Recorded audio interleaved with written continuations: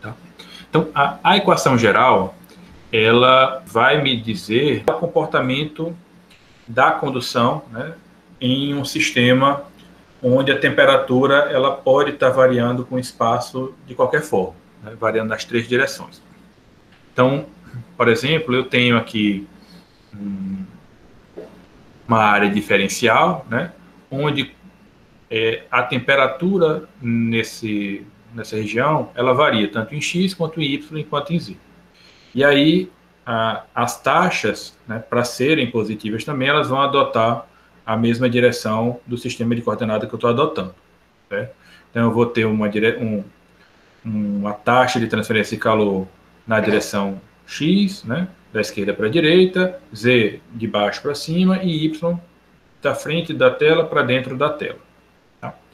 Sendo que eu vou ter o pequeno detalhe. Assim, essa região diferencial, eu estou imaginando um volume de controle envolvendo ela, e aí nesse volume de controle eu tenho as superfícies de controle. Né?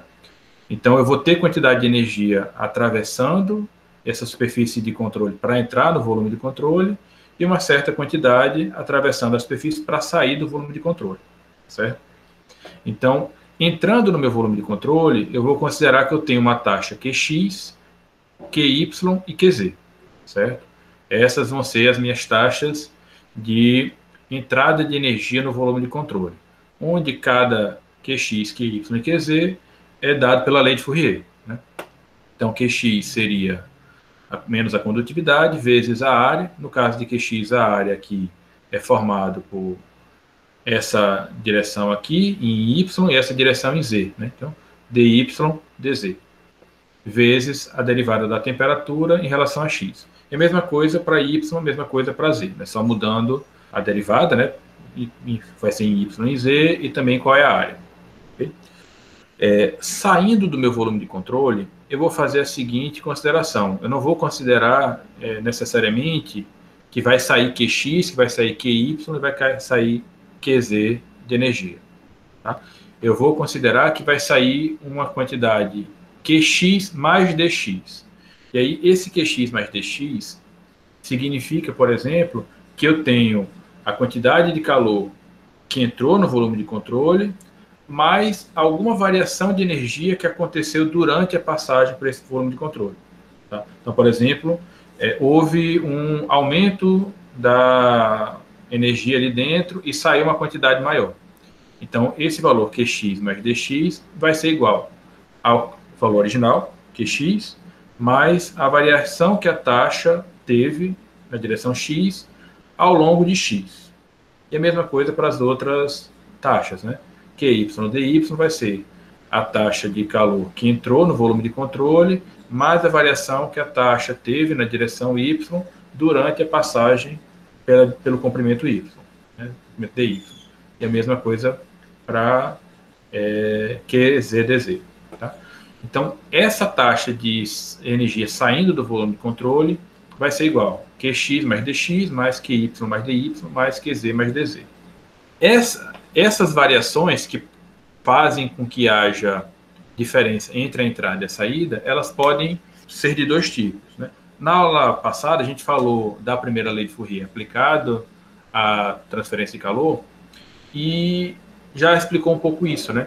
De que se existe uma diferença de energia entrando e saindo de um sistema, é porque parte dessa energia ficou retida ali dentro. Né? E aí, essa retenção de energia dentro do volume de controle, ela vai poder acontecer de duas formas. Uma, porque houve o que a gente chama de geração de energia térmica, e aí essa geração não quer dizer necessariamente que surgiu energia do nada. Basicamente, o que vai acontecer é uma conversão de energia de um meio que a gente não considera como sendo térmico para um meio térmico. Né? Então, por exemplo, de energia nuclear ou energia química para energia térmica. Então, essa energia que já existia ali, naquele volume de controle, só que de outra forma, agora ela passa a ser interessante para a minha análise. Tá? Então, a princípio, parece que houve uma geração espontânea, mas, na verdade, foi só uma conversão. Okay? Então, esse tipo de situação, ele não necessariamente leva a um aumento da temperatura com o tempo. consigo atingir um estado permanente com essa geração. E aí, essa taxa de geração é dada por uma taxa de geração de energia por unidade de volume, né, vezes o volume do meu elemento diferencial, né, então dx, dy, dz. Certo? E o outro meio de provocar variação de energia entre o que está entrando e o que está saindo é se parte dessa energia ficar acumulada ali dentro. Tá? E aí sim, essa energia que é acumulada, ela vai significar uma modificação de temperatura do meio, e é uma modificação de temperatura com o tempo. Tá? Então, essa energia acumulada, essa taxa de energia acumulada, na verdade, ela é dada por essa expressão daqui, ó, ρ, Cp, dt, dt, dx, dy, dz. Certo? Onde ρ, Cp, dt, dt é a taxa de variação com o tempo da energia térmica interna do meio por unidade de volume. Ou seja, é basicamente quanto essa temperatura varia com o tempo, certo? Em função de algumas propriedades do material, né? Como o calor específico, que seria o meu Cp, e a massa específica, o ρ. Então, essas 4 situações, né, provocam, estão envolvidas, na verdade, num sistema térmico desse meu volume de controle, né? Energia entrando, energia saindo, e modificação da energia dentro do volume de controle. Tá?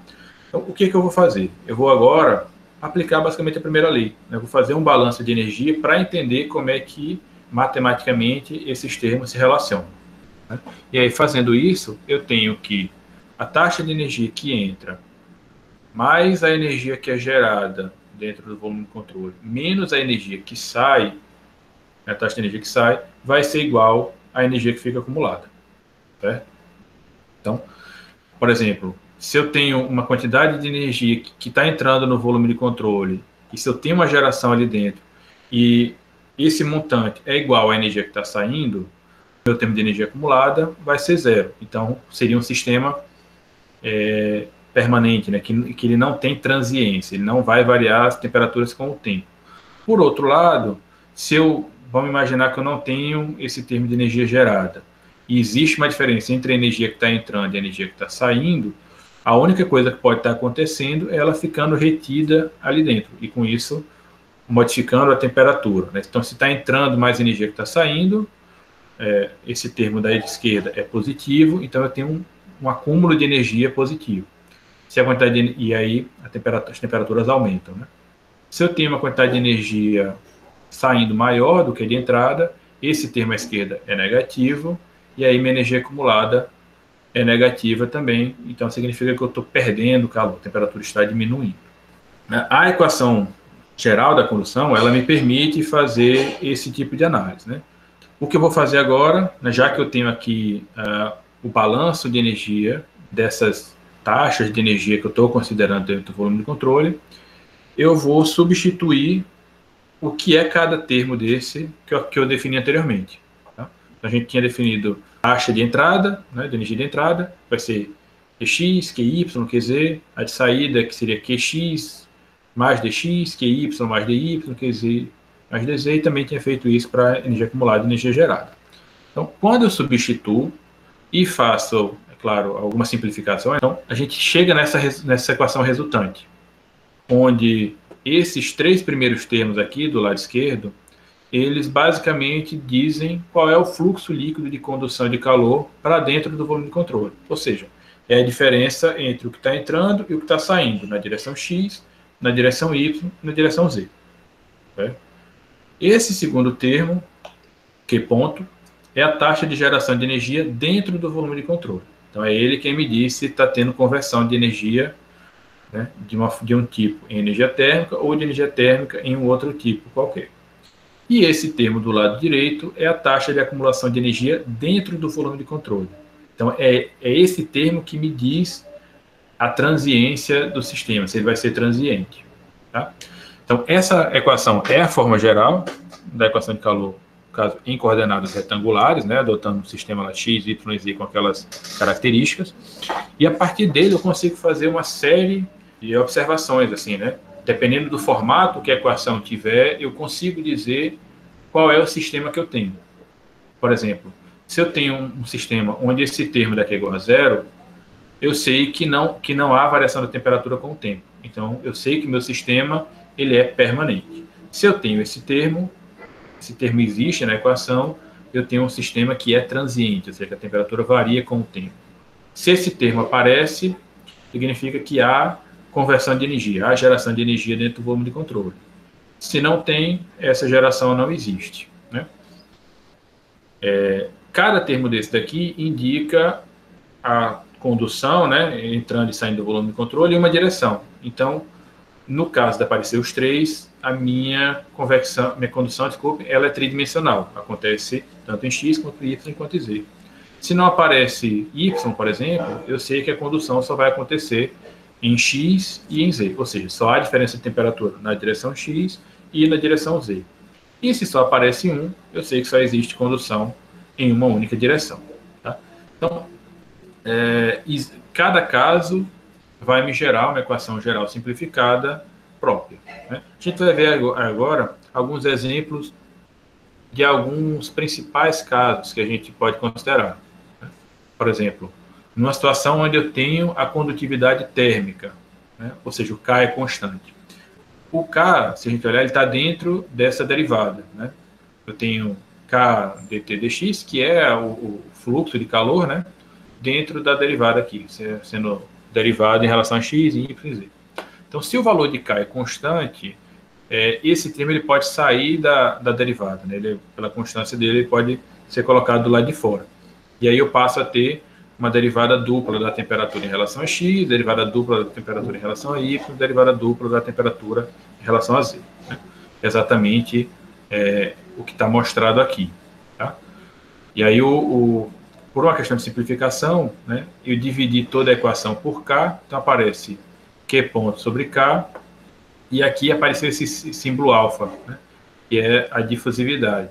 A difusividade, ele é basicamente K sobre ρCp. Então, como ficava ρCp na parte aqui de cima, né, ó, nesse termo, quando eu dividi por K, eu tive o inverso da difusividade, então 1 sobre alfa. Então, essa equação daqui é a equação geral simplificada para uma situação de condutividade térmica constante. Então, sempre que eu tiver o K fora das derivadas aqui, né, eu considerando que a minha equação geral está na forma mais simplificada, eu sei que o meu material ele é constante. Tem uma quantidade constante. Pronto. Outra situação que eu já mencionei, que é quando eu tenho regime permanente, né, ou seja, a derivada da temperatura em relação ao tempo é igual a zero. Então, eu não tenho o termo aqui do lado direito, ele é igual a zero, né? Então, sistema permanente. Ainda tenho condução nas três direções, tem geração, só que o que sai e o que entra, né, considerando o que está sendo gerado ali, se iguala, né? Ou seja, não fica energia sobrando para ser acumulada e aumentar a temperatura ao longo do tempo. E um caso, que é o caso mais simples que a gente pode estudar, seria o representado nessa equação daí, que é o caso unidimensional, só na direção x, é permanente, porque eu não tenho a derivada da temperatura com o tempo, é sem geração, porque eu não tenho o termo Q ponto, né? Então ele assume essa forma. Né? No caso aqui, a derivada em relação a x, né, de k dt dx igual a zero, sendo que se a gente olhar, mais k dt dx é o fluxo, né? Então, basicamente eu tenho que o fluxo de calor em relação a x é igual a zero. Ou seja, isso daqui significa que nesse caso, né, onde a transferência é unidimensional, permanente, sem geração de calor, o meu fluxo é constante. Né? Porque se eu tenho a derivada de algo sendo igual a zero, significa que ela é constante. Né? Então, ela não varia, certo? E isso daqui, né, essa igualdade, é importantíssima quando a gente for pensar numa maneira mais simplificada de realizar as análises dos problemas que a gente vai ter. Né? A partir disso, a gente vai estudar uma metodologia adequada para poder resolver problemas. Okay? A gente pode, a partir da mesma análise, chegar nas equações em coordenadas cilíndricas. Por exemplo, essa equação que está aqui embaixo é de coordenada cilíndrica, né? quando eu tenho, em vez do sistema ser x, y, z, ele é em termos do raio, de z e de um ângulo φ. Tá? Então, nessa situação, a equação se altera um pouco, né, já que as coordenadas são diferentes, os termos são diferentes, sendo que o sentido físico dela é o mesmo. Eu tenho esses 3 primeiros termos daqui relacionados ao fluxo líquido de calor, esse Q ponto que está relacionado com a geração, e esse termo que tem dt relacionado a um acúmulo de energia. Tá? Então, fisicamente, o sistema é o mesmo, né? Só matematicamente que ele apresenta diferenças. E além de coordenadas cilíndricas, eu posso também fazer análise para coordenadas esféricas, onde mesma coisa, né? Então muda as coordenadas, que passam a ser agora o raio e 2 ângulos, né? Φ e θ. Okay? Φ, no caso, podendo variar até 2π, né? 360 graus, e θ podendo variar 90 graus, né? Π sobre 2. Okay? E aí, mesma coisa aqui, os 3 termos relacionados à taxa líquida, o de geração e o de acúmulo de energia. Okay? Eu acabei não mencionando, mas eu imagino que vocês tenham identificado, né? Que, na verdade, essas equações que vocês estão vendo, elas são equações diferenciais, né? São equações diferenciais parciais aqui no caso. Então, para que eu consiga resolver esse tipo de equação, é importante que eu, assim, em algum momento eu vou ter que definir algumas condições de contorno, né? De uma maneira geral, o que a gente vai fazer é tentar buscar uma solução geral para uma equação equação diferencial que a gente vai encontrar, né? E para resolver essa equação geral, eu preciso de algumas condições de contorno, né? Existem várias condições de contorno que podem ser adotadas, mas as principais que a gente vai adotar são essas que eu vou falar agora. Uma vai ser considerar como se a gente conhecesse a temperatura da superfície, né? A gente sabe que essa temperatura é constante e a gente a conhece. Então, nessa posição, a temperatura, né, na origem, em x igual a 0, vai ser Ts.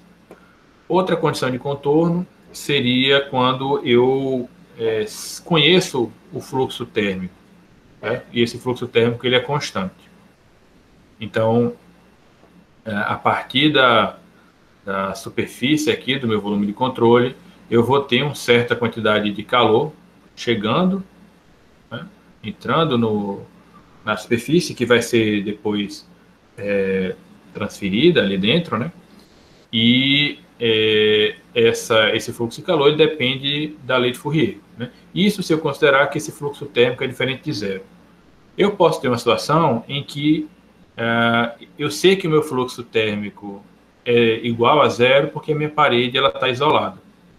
Tá? Então, se eu tenho uma superfície que é isolada ou adiabática, né, isolada termicamente, ou que é adiabática, eu sei que não passa calor por ali. Então, se não passa calor, o meu fluxo é igual a zero. E aí, se o fluxo é igual a zero, já que fluxo é menos a condutividade vezes a derivada da temperatura em relação a x, e eu sei que a condutividade não é zero, quem tem que ser zero é exatamente a derivada da temperatura com relação a x. Tá? Então, nesse tipo de situação, nessa superfície, eu tenho um ponto de inflexão, né? Então, a minha curva ela tem um pico aqui, né, um valor de máximo. Então, a derivada dessa temperatura nessa posição é igual a zero. Correto? E a última condição de contorno que normalmente a gente vai estar adotando é sabendo que o fluxo de calor que está chegando, né, que está entrando na minha superfície, ele se origina de uma convecção. Então, eu consigo calcular esse montante a partir da convecção, né? Conhecendo, por exemplo, a temperatura da superfície, a temperatura do meio e a propriedade o coeficiente convectivo, que é o H. Tá? Então, a gente usa a lei de resfriamento de Newton, que vai ser basicamente H vezes a diferença de temperatura. Né? E aí, esse montante que chegou por convecção vai depois seguir sendo transferido, né, no meu meio, agora por meio da condução. Tá? Então, essas 4 tipos, né, 3, onde um em o caso isolado e o caso diferente zero, vão ser as minhas principais condições de contorno.